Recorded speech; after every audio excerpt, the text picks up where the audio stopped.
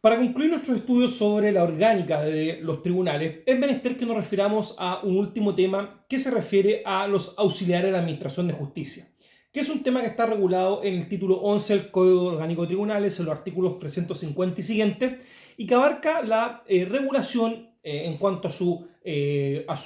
competencia, forma de nombramiento, designación y dotación respecto a distintas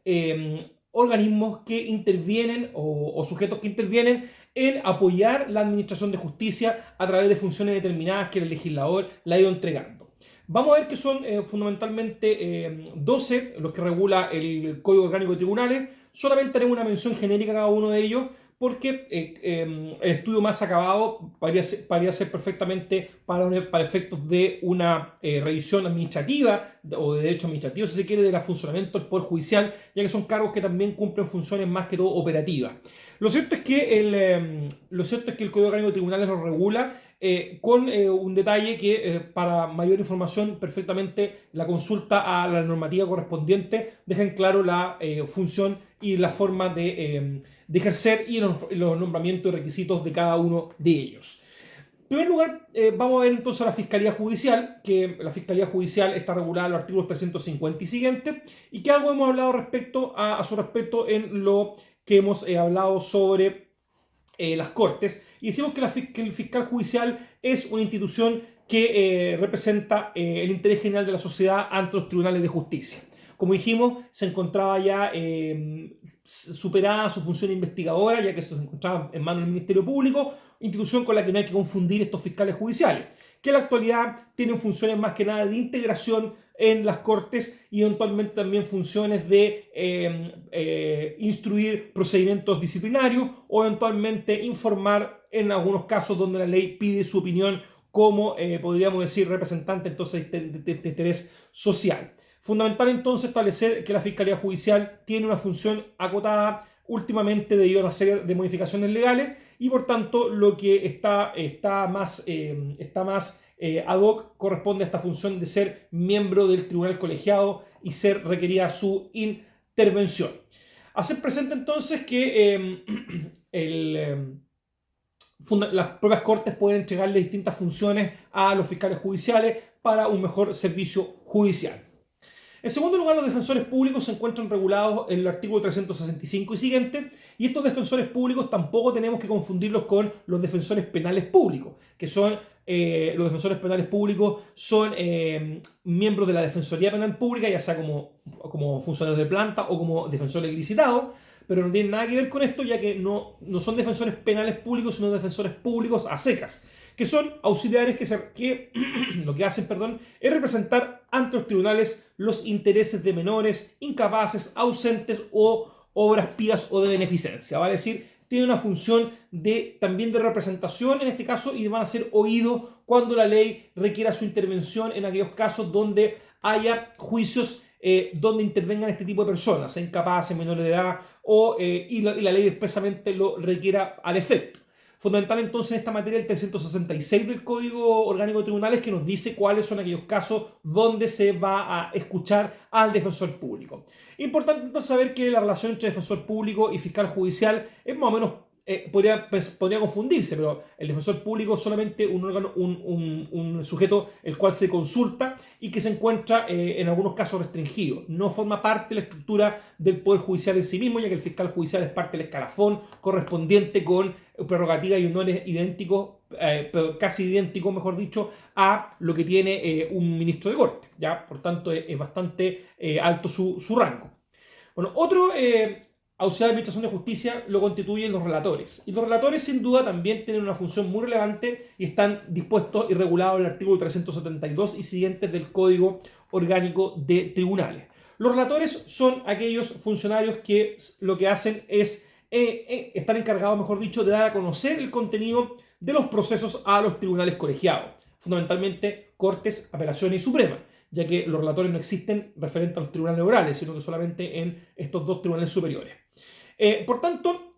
los relatores lo que hacen es contar a los ministros de Corte de Apelaciones Suprema el contenido de un determinado proceso, vale decir narrar la causa de forma resumida, para que el ministro se haga una idea de lo que se va a discutir a continuación antes de escuchar eventualmente las alegaciones orales de los abogados o la cuenta de ser procedente, o mejor dicho,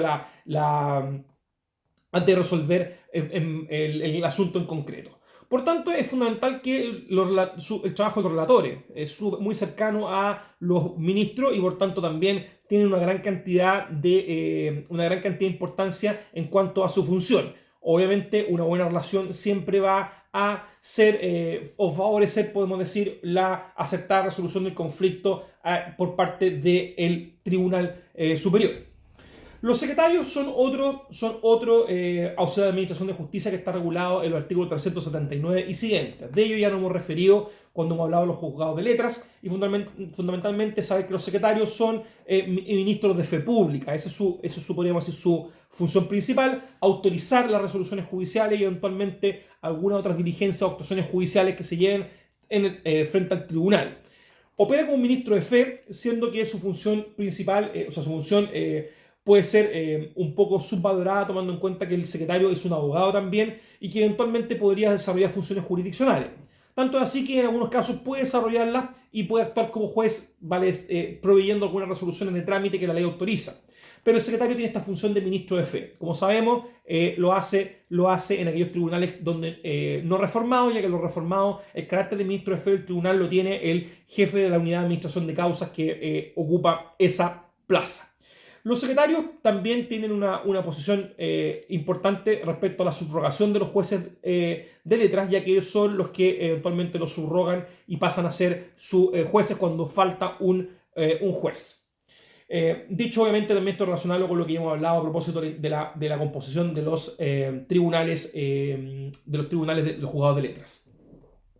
Otro auxiliar de administración de justicia lo constituye el administrador de tribunal con competencia en lo penal, que uno puede también extenderlo a los juzgados laborales, a los juzgados de familia, que también tienen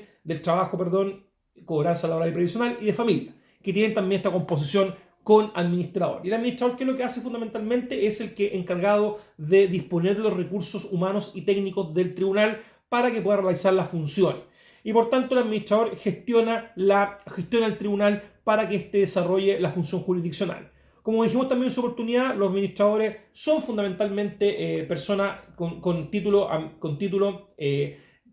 especialista en el área de administración, tal como lo exige el artículo 389C del Código Procesal Penal, el cual dice que requiere un título relacionado con esta área de gestión y administración, ya que la lógica de esto es fundamentalmente tener personas que conozcan de cómo se puede administrar una unidad económica. Y eso es sin duda que nosotros encontramos entonces los tribunales que tramitan de forma oral, donde la audiencia es el centro de la tramitación.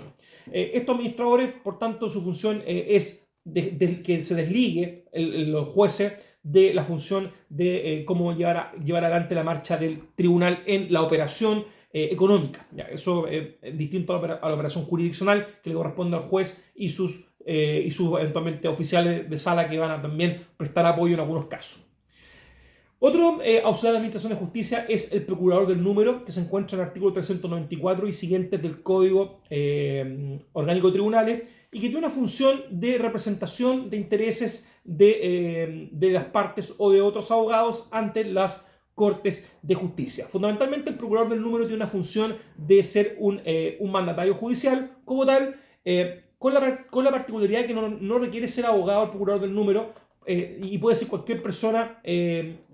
según lo que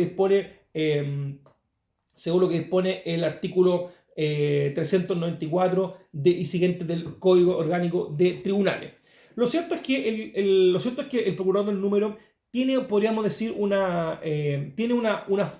función que con el tiempo ha ido perdiendo un poco de vigencia, ya que es la Procuraduría del número se explicaba por quizá lo opaco o lo difícil de acceder a las cortes antes que entrara en vigencia un sistema electrónico y de comunicación a través del portal del Poder Judicial, donde es más fácil acceder a la información. El procurador del número lo que hace es necesariamente poder estar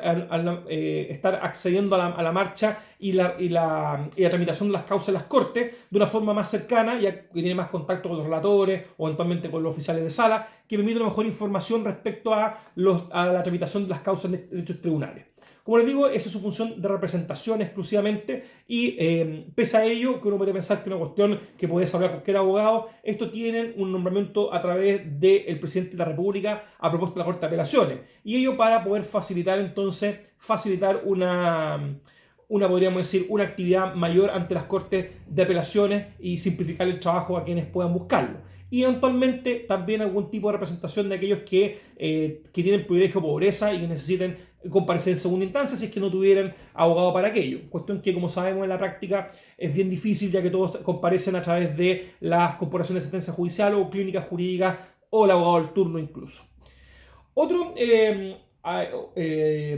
auxiliar de administración de justicia son los receptores. Y los receptores se encuentran regulados en el Código Orgánico de Tribunales también, en los artículos 390 y siguientes. El receptor fundamentalmente es un ministro de Fe Pública también encargado de hacer saber a las partes fuera de las oficinas de los secretarios los decretos y resoluciones de los tribunales de justicia y de evacuar todas aquellas diligencias que los mismos tribunales les cometieren.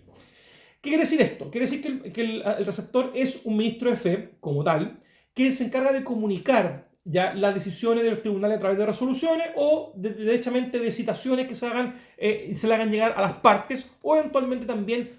ser ministro de fe en algunas diligencias que el tribunal le encargue. Fundamentalmente eso resume las dos grandes actividades de un receptor: notificar o citar a través de entregas en los domicilios o los lugares que la ley autoriza a las partes o terceros para que comparezcan a los juicios o para que se enteren de lo que está pasando en los juicios. Y también lo de participar como ministro de fe en alguna diligencia probatoria eventualmente, como por ejemplo tomar declaración de testigos o tomar absolución de posiciones, como que ustedes van a ver más adelante, que es una especie de confesión, las cuales necesitan entonces este ministro de fe para poder realizarlo. Obviamente el receptor es un funcionario también nombrado por el presidente de la República a propuesta de las Cortes de Apelaciones, y en aquellos casos donde no exista receptor o no sea posible poder procurarse a uno de ellos, el tribunal podrá designar a un empleado de secretaría para cumplir la función de receptor, lo que define el 392, inciso segundo, el llamado receptor ad hoc. Hacer presente únicamente que en algunos procedimientos el receptor ha ido perdiendo vigencia también y su función la encarga el tribunal a través de unidades de notificaciones, vale decir que el propio tribunal tiene notificadores para aquello, o usando a la policía para la práctica de las notificaciones, por ejemplo, en materia penal a través de Carabineros o la Policía de Investigaciones, o eventualmente Gendarmería respecto a aquellos privados de libertad. Otro auxiliar de administración de justicia lo constituyen los notarios y que en este sentido también quiero verlo junto con los conservadores de bienes raíces, conservadores en general. Los notarios conservadores también son, podríamos decir, auxiliar de administración de justicia, aunque su regulación y tratamiento sin duda escapa quizá a lo que nosotros podamos ver en este curso y menos en este video, porque efectivamente entre notarios y conservadores está todo lo que uno puede categorizar bajo el área del derecho registral, vale decir, todo el análisis respecto a la autorización y guarda en archivos de protocolo o creación de escrituras públicas, y también la historia de determinadas situaciones, como por ejemplo el registro de propiedad raíz, el registro de comercio o de minas, que son sin duda todo un mundo que se relaciona más con el tema del derecho registral. Pero sin duda los notarios conservadores para efectos de su relación con el proceso son relevantes, porque efectivamente estos sí tienen una vinculación, podríamos decir,